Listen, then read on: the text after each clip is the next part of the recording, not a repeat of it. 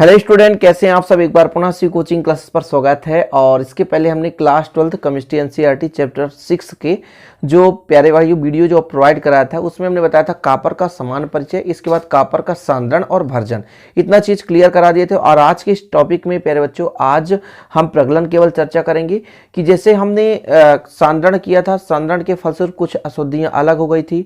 झाग के रूप में हमें कॉपर पायराइड का अयस्क मिला था और फिर उसका हमने भर्जन किया, उसमें से सल्फर अशुद्धि अलग हो गया, आर्सेनिक, एंटीमनी, ये अशुद्धियां अलग हो गई।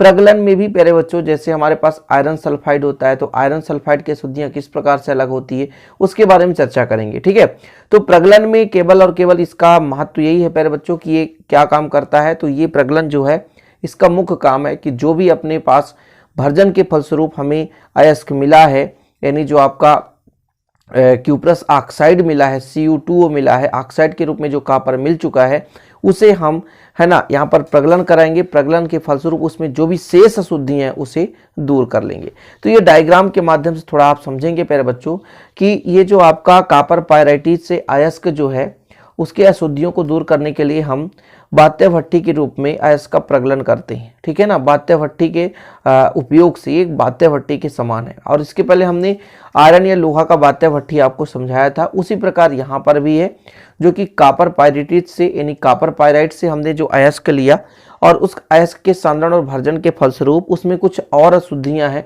तो उस अशुद्धियों को दूर करने के लिए हम प्रगलन करते हैं जो कि बात्य भट्टी के सहारे से करते हैं। बात्य भट्टी की यदि ऊंचाई की बात करें तो लगभग 5 से 7 मीटर ऊंची होती है और अंदर के व्यास की बात करें प्यारे बच्चों तो लगभग 1 से 1.5 मीटर का व्यास होता है। लोहे की बनी है भट्टी होती है और अंदर की जो परत होती है वो अग्निशय ईंटों की बनी होती है, मतलब इसके अंदर वाले भाग पर अग्निशय ईंटें लगी रहती है। अग्निशय ईंटों का मतलब ये होता है कि जैसे ये लोहे की भट्टी है प्यारे बच्चों, यदि अग्निशय ईंटें नहीं लगाई जाएगी तो ये जो लोहे का भट्टी है वो पिघल जाएगा, समझ रहे ना, इसलिए अग्निशय ईंटों का प्रयोग किया जाता है।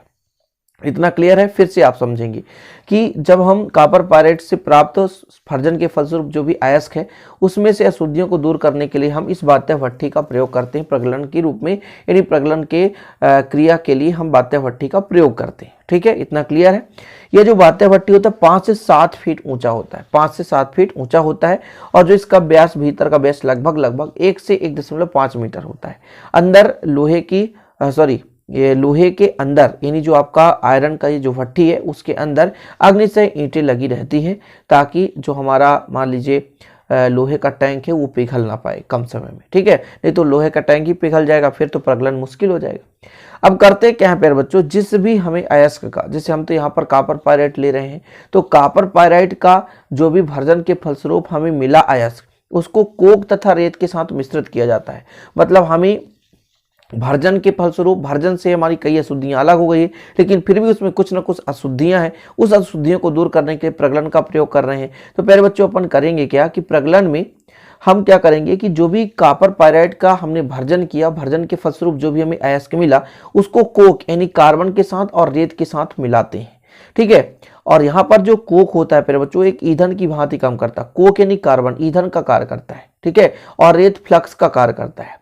अब जब मिश्रित अयस्क को इस बात्य भट्टी में रखते हैं फिर नीचे ट्विटर लगा रहता है, इस ट्विटर की सहायता से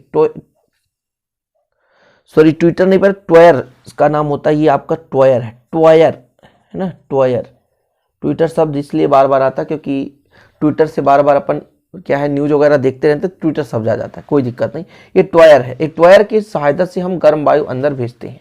फिर से समझेंगे कि जो भी हमारा भर्जन के फलस्वरूप हमें या जारण की क्रिया से प्राप्त अयस्क है उसको हम क्या क्या उसके साथ मिलाते हैं कोक, और कोक के साथ थोड़ा रेत, रेत मतलब सिलिका। ठीक है, यहाँ पर देख सकते भर्जित अयस्क, कोक और सिलिका, 3 चीजें यहाँ पर रहती है।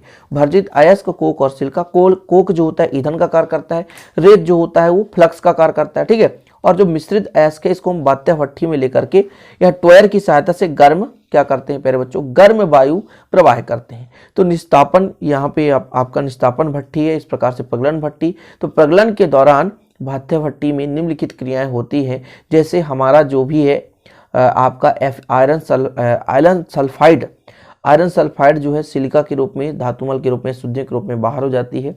और जैसे हमारे पास क्यूप्रस सल्फाइड प्यारे बच्चों Cu2S जो आपका वो भी ऑक्सीकृत होकर के ऑक्साइड में बदलता है और पुनः ऑक्साइड में जो भी आपका अशुद्धियां हैं वो धातुमल के रूप में अलग हो जाती हैं और शुद्ध हमें यहाँ पर क्या मिल जाता है, तो कॉपर का अयस्क मिल जाता है, जिसका फिर अपन बेसमरीकरण करेंगे तो शुद्ध कॉपर मिलेगा। तो अब इसका मुख्य है क्रिया विधि प्यारे बच्चों। तो क्रिया विधि के साथ साथ रासायनिक समीकरण, यदि रासायनिक समीकरण नहीं बन रहा तो कुछ नहीं बन रहा है। तो एक बार फिर से यहाँ पर थोड़ा सा चर्चा करते हैं कि जैसे हमने भर्जन किया, भर्जन के फलस्वरूप हमको मिलता है क्या, कॉपर पायराइट का या कॉपर पायरेटीज का अयस्क मिलता है, जिसकी अशुद्धियों को दूर करने के लिए हम क्या करते हैं प्यारे बच्चों, प्रगलन करते हैं, ठीक है ना। अब इस प्रगलन में क्या करते हैं कि जो प्रगलन की क्रिया विधि होता है इसमें बात्य भट्टी का प्रयोग करते हैं। बात्य भट्टी लगभग 5 से 7 मीटर ऊंचा, इसकी ऊंचाई 5 से 7 मीटर होती है प्यारे बच्चों, और लगभग जो भीतर का व्यास होता है 1 से 1.5 मीटर का होता है। अंदर जो होती है अग्नि से ईंटों का परत लगा रहता है ताकि ये पिघल ना पाए, ठीक है। अपन क्या करते हैं, भर्जन के बाद प्राप्त जो भी अयस्क होता है उस अयस्क को किसके साथ, कोक और सिलिका यानी रेत के साथ मिला करके इस बात्य भट्टी पे रखते हैं, यानी प्रगलन भट्टी पर रखते हैं। और नीचे जो टॉयर लगा होता है इससे हम गर्म वायु प्रवाहित करते हैं। गर्म वायु प्रवाहित करने से प्यारे बच्चों अंदर जो प्रगलन होता है इसके फलस्वरूप जो भी हमारे पास अशुद्धियां वो धातुमल के रूप में अलग हो जाती हैं। जैसे यहाँ पर आप देख सकते हैं ये धातुमल का मतलब ये होता है जो भी अशुद्धियां वो अलग हो जाती है, ठीक है, धातुमल। और यहाँ पर आप इसको लिख सकते हैं कच्ची धातु। मैट का मतलब होता है कच्ची धातु। अब ये शुद्ध कॉपर हमें नहीं मिलता लेकिन धातु के रूप में, ऑक्साइड के रूप में ये मिल जाता है, ठीक।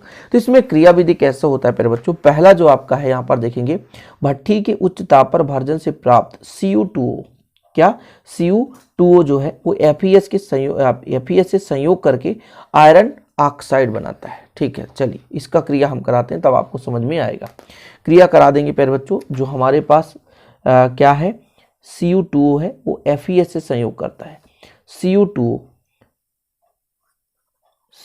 वो किससे संयोग करता है, FeS से।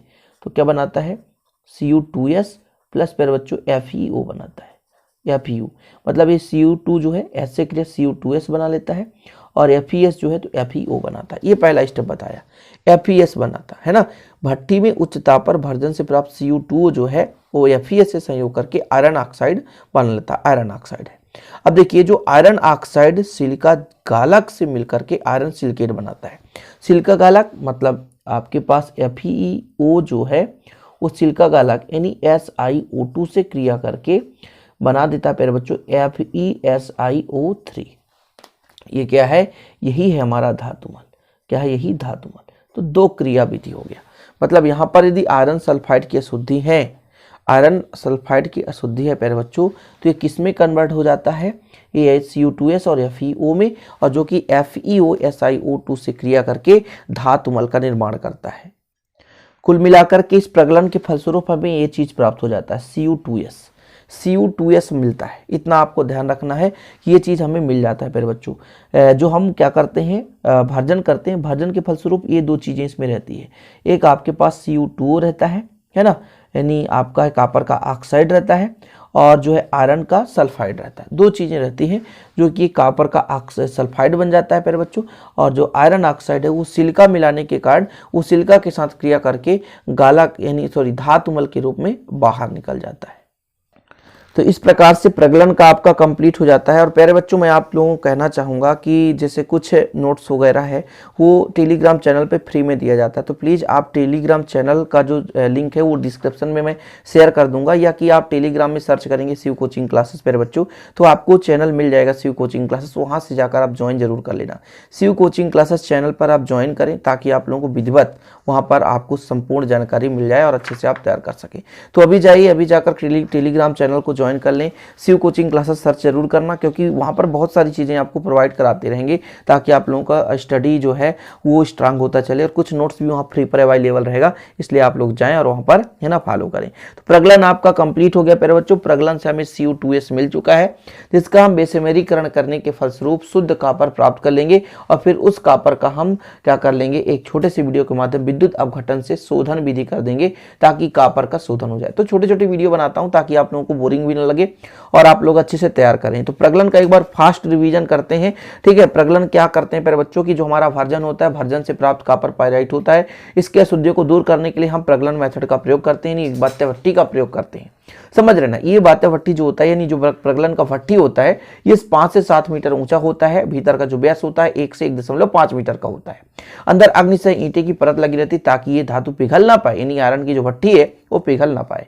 भर्जन से फलस्वरूप जो हमें अयस्क मिलता है उसमें कोक मिलाते हैं और सिलिका मिलाते हैं। कोक और सिलिका मिलाने के फलस्वरूप इसको हम इस भट्टी के अंदर रखते हैं और नीचे लगे हुए टॉयर की सहायता से गर्म वायु भेजते हैं, ठीक है। गर्म वायु से क्रिया के फलस्वरूप प्रगलन होता है और जो हमारा निम्नलिखित अपक्रिया होता है उसको हमने समझा दिया। ओके, स्क्रीनशॉट लेना प्यारे बच्चों, स्क्रीनशॉट ले लें आप लोग सिस्टमेटिक ढंग से। जितना मैं अपक्रिया बता रहा हूं, कुछ बुक में 5 अपक्रिया 6 अपक्रिया, अरे कोई जरूरी नहीं है, आप 1-2 अपक्रिया दो, सिंपल है। इसके बाद आपको डायग्राम बनाना है, स्क्रीनशॉट ले लें, ठीक है। स्क्रीनशॉट ले लेंगे, डायग्राम तभी बन पाएगा। इसको मैं थोड़ा सा और उठाता हूं ताकि आप लोग अब इसका स्क्रीनशॉट लेंगे तो पूरा डायग्राम आ जाएगा। देखिए पूरा डायग्राम आ गया। ओके, चलिए आगे थोड़ा देख लें। और इसके बाद यहाँ पर लिखना है, पूरा थ्योरी तो लिखना ही पड़ेगा। तो चले प्यारे बच्चों, मिलते हैं फिर अगले वीडियो में। प्लीज यार आप सपोर्ट करते रहना, हम आपके लिए लगातार वीडियो लाते रहेंगे। प्लीज चैनल को सब्सक्राइब करें, साथ ही लाइक करें, बेल आइकन प्रेस करना ना भूलें, साथ ही कमेंट करना ना भूलें। इन 4 चीज़ों पर आप जरूर ध्यान दें क्योंकि ये चारों चीज़ें हमारे लिए बहुत अनमोल चीज़ें होती है, जो कि हमें एक मोटिवेशन मिलता है और हम आपके लिए निरंतर कार्य करते रहते हैं। चलिए प्यारे बच्चों, मिलते हैं अगली वीडियो में। जय हिंद, वंदे मातरम।